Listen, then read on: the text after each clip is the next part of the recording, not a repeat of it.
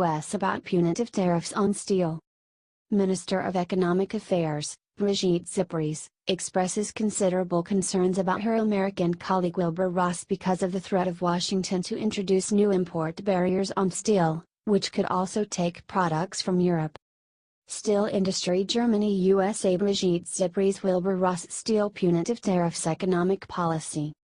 Sea freight, container ship, transport, port, ship, container, import, export copyright by Kuhn and Nagel.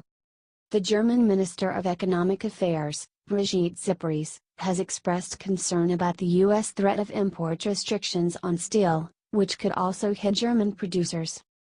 "We are concerned that the U.S. is currently reviewing security measures against steel imports with a view to endangering national U.S. security interests," she said before a conference with her colleagues from Germany's federal states. "We have considerable reservations about such considerations, and I have already made this clear against U.S. Secretary of Trade Wilbur Ross.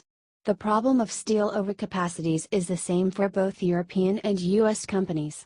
Therefore, foreclosure steps in any case would be the wrong answer. This is not in the interests of the U.S." Zypries warned that such U.S. restrictions were not in the interest of the American companies. "The issue must rather be placed on the right level, and these are the G20 states," she underlined. "A common solution should be found there." The subject of steel has also been occupied by the group of the most important industrialized and emerging countries, which will meet at the end of next week for their summit in Hamburg.